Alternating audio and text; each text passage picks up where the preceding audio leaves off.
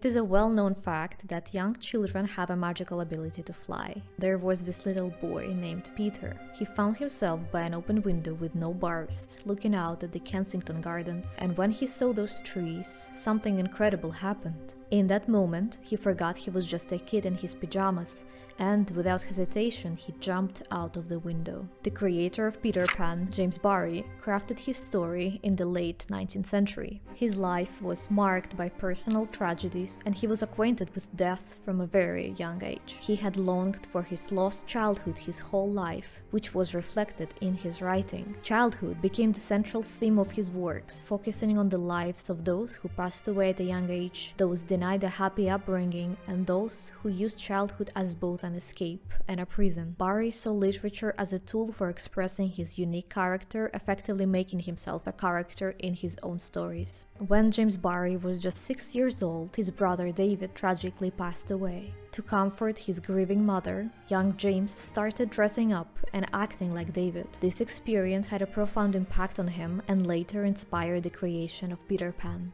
James's mother became fixated on her lost son. Sadly, she became deeply obsessed with her deceased son to the point where it deeply troubled James. In his desperate quest for his mother's attention, James resorted to drastic measurements. He began wearing his brother's clothing and even tried to imitate his brother whistling. There is a heartbreaking story where he entered his mother's room and for a brief moment she mistook him for his deceased brother, asking, "Is that you?" To which he had to respond, "No, it's only me." Something that Peter Pan represents David, frozen in eternal childhood. Others see Peter Pan as Barrie's own longing for the carefree days of Neverland. Barrie's own childhood lacked the love he desired, as his mother mourned David's loss. Barrie once wrote, "When I first became a man, he was still a young boy of 13. Just like his brother, Barrie did not grow up quite literally. He stood only at just 161 centimeters in height. His traumatic childhood experiences led to psychogenic dwarfism, a growth disorder that typically occurs between the ages of 2 and 15, triggered by severe emotional deprivation or stress. From an early age, James loved games and adventures. In the nursery, he and his brothers and sisters put on a stage performances reenacting the tales of heroes and their exciting journeys. He started his career as a journalist, writing articles and essays for various publications, at the same time creating plays and novels and publishing them. In 1897, at the age of 37, James Barrie was already a famous writer. His plays were being performed in both America and Europe. He bought a house in South Kensington, got married to a lovely actress Mary Ansell, and added a St. Bernard dog to their family. And this is how Peter Pan was born. While walking in the Kensington Garden, Barrie got acquainted with the Davis brothers, 5-year-old George, Jack, just 3 years old, and the newborn baby Peter. And Barrie, being absolutely enchanted with the boys, got closer with the family. In 1901, the Davis family paid a visit to Barrie at his cottage in Surrey. During their stay, the boys enthusiastically engaged in games centered around pirates on an island situated in the middle of the Black Lake. This idyllic setting would later serve as the inspiration for the magical world of Neverland. In his own way, Barrie got obsessed with the Davis boys. He spent much of his time writing the stories for their entertainment. And although he loved being around the kids, he himself never became a father. Peter Pan, inspired by one of the boys, was originally a play titled Peter Pan, or the Boy Who Would Not Grow Up.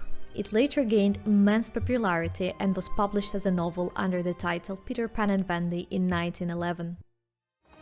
Put up your swords, boys. It's hook or me this time. Better die, Peter. To die would be a great adventure. Death is the only adventure you have left.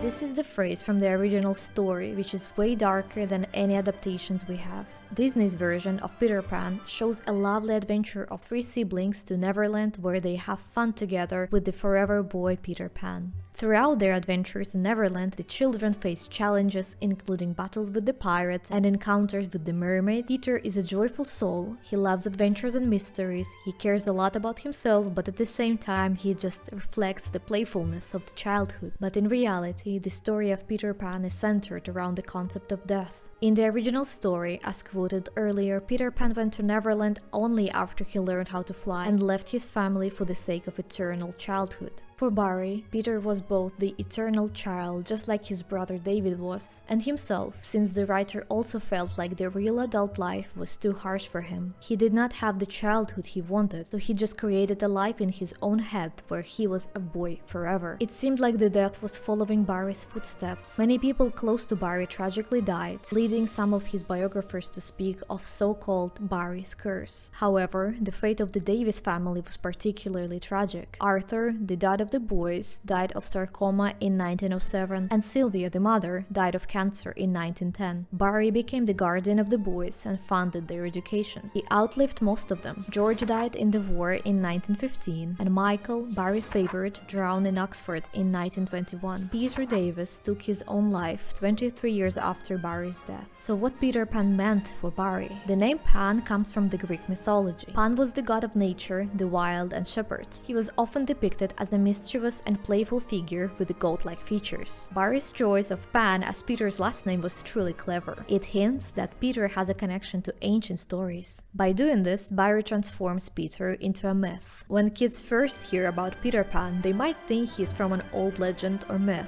And in a way, he almost is, because even today's grandparents met Peter Pan when they were kids. So, Peter Pan becomes a kind of a modern myth, passed down through the generations. When we look at the Peter Pan life in Neverland, we find that not growing up can be risky, not just for him, but for others too. Unlike Disney's fun-loving Peter, James Barrie's book paints him as more of an eerie and controlling figure. In Barrie's version, Peter Pan is not just a playful trickster. In the book, Peter really dislikes anyone who starts to grow up. He did not experience childhood himself, and he hates the concept of motherly love with his whole soul. Peter Pan doesn't just battle pirates, he kills them without hesitation. He was even described as being gay and innocent and heartless. Though Captain Hook is presented as the main villain, Peter was the one who cut off his hand and fed it to the alligator, who basically started to chase Hook. And since he is not emotionally intelligent, the idea of shame, regret, or mercy is unknown to him. In Neverland, he lives with the Lost Boys, a group of boys who, like Peter Pan himself, have ended up in Neverland but never grew up.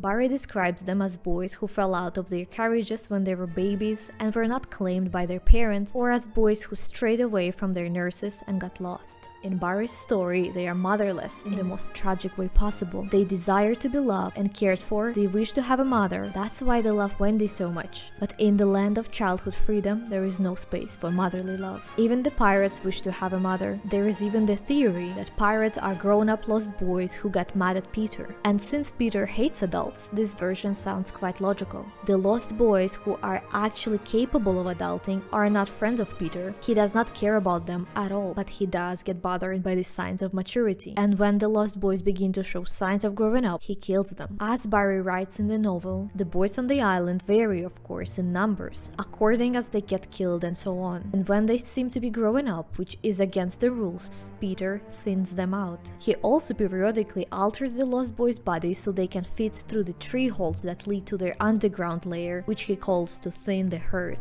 In the book it is mentioned that Peter is not capable of remembering anything he did, and he is constantly forgetting not just the recent events, but also Wendy, who is flying next to him. This is one of the reasons why he never grows up. He just doesn't retain the memories and experiences that would lead to maturity. He is incapable of learning from his mistakes, or growing, or improving, or changing. And even when he does harm people, when he does mischievous things, he still remains the blank space of carelessness and joyfulness. He just does whatever he wants and then immediately forgets it. In the end of the book, he goes back to visit Wendy, and after a while he shows up alone. And when Wendy asks where Tinkerbell is, he had forgotten all about her. She died long before and he just couldn't remember his companion at all. The real hero or heroine of the story is Wendy. She shows the signs of change. She travels to a different world just to learn, grow, and change. Unlike Peter, who cannot change, Wendy, when she realizes that she had begun to forget her parents, she regrets that she left them. This is something that would be impossible for Peter, and in Neverland even Wendy is in danger of dying, especially because of Tinkerbell's jealousy. She tries to kill Wendy by making the Lost Boys shoot her in disguise, and they actually almost succeed. The Lost Boys hit her with an arrow and she falls down, seemingly dead.